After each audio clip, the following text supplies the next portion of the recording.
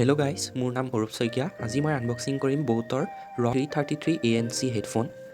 তো ইয়াত ফ্ৰণ্ট চাইডে মেনশ্যন কৰা আছে crystal bionic sound and ANC up to 25 dB আৰু 13mm ড্ৰাইভছ ইয়াত আছে আৰু ইয়াত ম্যাগনেটিক বাডছ আছে। তাৰপিছত ইয়াত ব্লুটুথ 5.2 আছে আৰু ইয়াত এই হেডফোনৰ প্ৰাইচটো লিখা আছে 5000 rupees, কিন্তু ইয়াত ইমান দাম নহয়, ইয়াত এইটো কম দামতে পোৱা যায়, যেনেকৈ ফ্লিপকাৰ্ট আৰু এমেজনত ইয়াক 2000 rupeesত পোৱা যায়।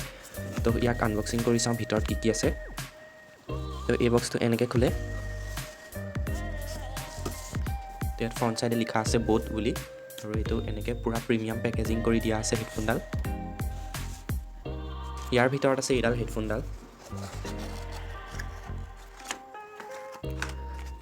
ইয়াত আছে এখন ইউজাৰ মেনুৱেল গাইড, ইয়াত কেনেকৈ ইউজ কৰিব লাগে সেই বস্তুখিনি ইয়াত লিখি দিয়া আছে। কিছুমান এয়াৰবাডছ এক্সট্ৰা টিপছ মানে, আৰু ইয়াত আছে হেডফোনডালৰ চাৰ্জাৰ।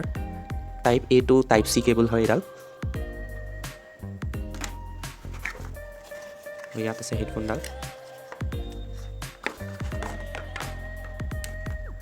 হেডফোনডাল দেখিবলৈ এনেকুৱা, এইটো চাইডে লেফ্ট চাইডে লিখা আছে boAt বুলি, আৰু ইয়াত এইটো ANC মোড, মানে এইটো যেতিয়া অন কৰি দিয়া হয় বাহিৰৰ নইজ নাইকিয়া হৈ যায়। আৰু ইয়াত আছে ভলিউম আপ আৰু এইটো ভলিউম ডাউন, আৰু এইটো যদি আমি দবাই ৰাখোঁ হেডফোনডাল অন আৰু অফ কৰিব পাৰি।